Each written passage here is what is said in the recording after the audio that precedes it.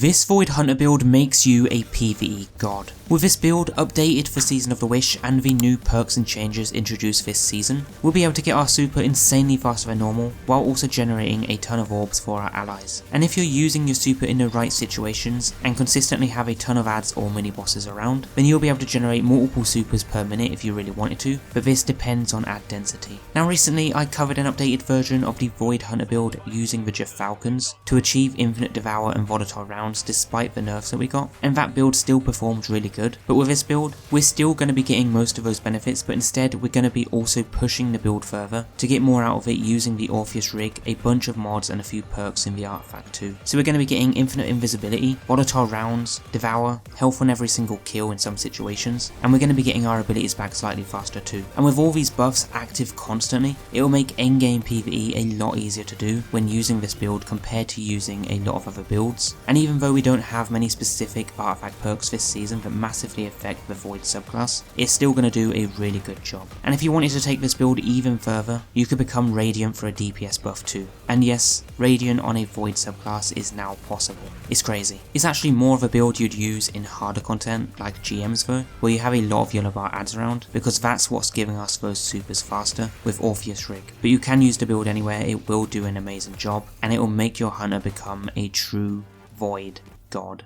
Now what if I told you guys that builds could become stronger? That you could create unique and powerful build combinations on not just 3 characters in Destiny 2, but on over 800 champions in a game full of dangerous adventures that will allow you to become a powerful legend to dominate the battlefield. But on your mobile or PC, would you try it by using my link below or QR code on screen, or are you too scared? Now Raid is a free to play game that takes RPG to the next level with tons of features and constant updates on a regular basis. And with their recent update giving you the Cursed City, which is a month-long excursion to the accursed city of Sintranos, currently under the rule of Amias the Lunar Archon, which is the final boss of this mode, you'll be able to access some of Raid's toughest new content ever made since the release of the Doom Tower. You'll have over 100 different stages that you can work towards to complete across 4 increasingly difficult districts, and you'll have tons of player choice. Players all start in the same location, but can then pick their own path through the city, moving between stages to aim for specific locations. In addition to this, you'll have a bunch of amazing rewards to chase, which includes earning a mythical champion from hard mode, and the best part about it is that the Cursed City resets every month with new battle conditions for stages and more rewards for you to claim. The amount of content they offer is incredible. So if you haven't started playing yet, then what are you waiting for? Click my link in the description or scan my QR code here on screen, and you'll get unique bonuses which includes 100,000 silver, and not just 1 but 2 epic champions. This includes Lightsworn, a very strong epic champion that can revive on death,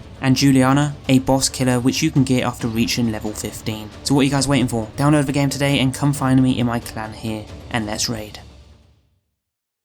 Now hunters have had some of the best builds in the entire game, but there's also a bunch of other builds that are just as good, which is why if you like this build, but you want to see more top builds for Destiny 2 Season of the Wish, then be sure to check out my new Season 23 build playlist, which you can find linked down below, because you might just find your new best build in there. But today we're rocking the Void subclass on the Hunter as a fast supers build, and there are 2 supers that you can use for this build, which are the Moebius Quiver and the Deadfall. Now for this build we're going to be going with the Shadow Shot Deadfall, because that tether sitting there chaining between adds and bosses is what we want, as that is going to give us the fastest supers on top of everything else. Now that tether is going to provide us with 2 benefits, our first one being Weaken, which will debuff enemies by 30%, and the second being Suppression, which will stun overload champions and in general just suppress everything nearby, so they pretty much can't do anything. And once you throw down that tether, let it chain to all the adds, then just throw a grenade, and you should in most cases get that super back stupidly fast, especially considering that you only just used that as well. If you want to go with the Moebius you can, but I'd only recommend using that if you're wanting more damage against bosses and are only using it against bosses. Otherwise stick to the single shot tether, because it's going to be a lot better in general for both adds and bosses. And even if you use the super just for bosses and don't get it back fast, that's completely fine as well. You're not always going to get that perfect shot with the tether to get it back fast, but 9 times out of 10, as long as there are enough adds around, you're going to get it back pretty quick, even if you're bad enough to the point that the super doesn't even hit anything.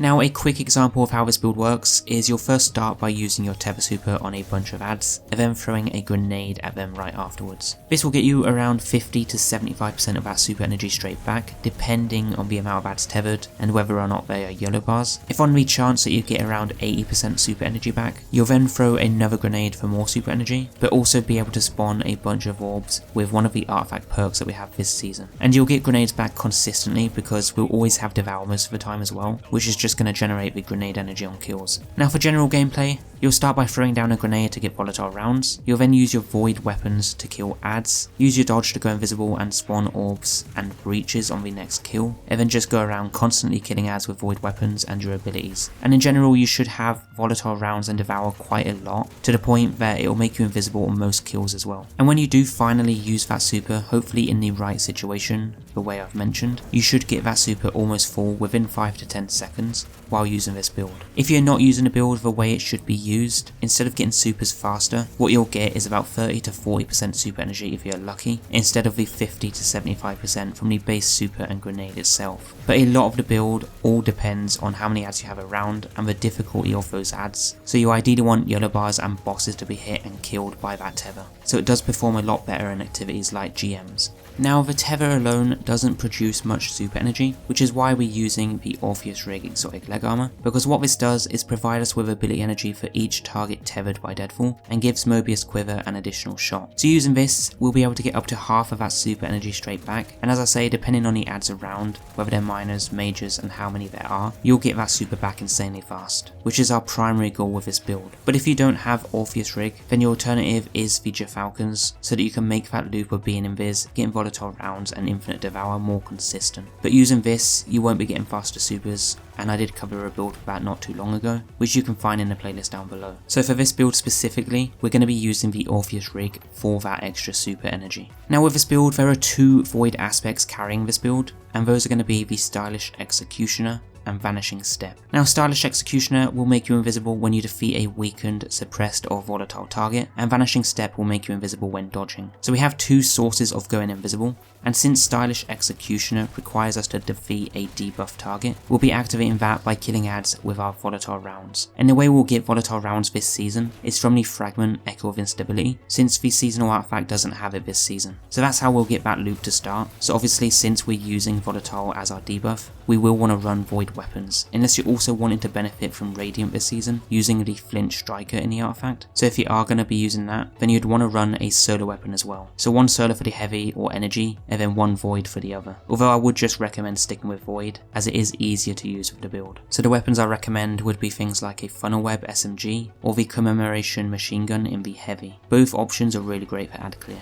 Now the next thing we're going to want are orbs and void breaches. So for getting orbs to spawn, we're going to be using a void siphon with our void weapon in the helmet to spawn them on rapid void kills, as well as our Reaper class mod when dodging and getting a kill. And for the void breaches, we're going to use the Fragment Echo of Cessation, where defeating volatile targets creates a void breach. So throw a grenade, get volatile rounds, kill ads with volatile rounds, spawn a void breach, and then those orbs and void breaches are going to give us more super energy, ability energy, and give us devour as well. Because of our next Fragment Echo of Starvation, we're picking up void breaches or an orb, gives us devour. And since the devour itself refreshes every time you get a kill and gives you grenade energy and health, you'll be able to maintain that loop of throwing grenades to get volatile rounds, which allows you to go invis on kills, to then refresh the devour and get the grenade back quicker, to then repeat that process, which is pretty easy to maintain. And although devour did get a slight nerf this season, it's honestly still worth using it, and it makes survivability far better with this build, especially in endgame content where you have annoying modifiers like attrition or drifting apart, where you lack the health regen, because devour will just refresh that health for you.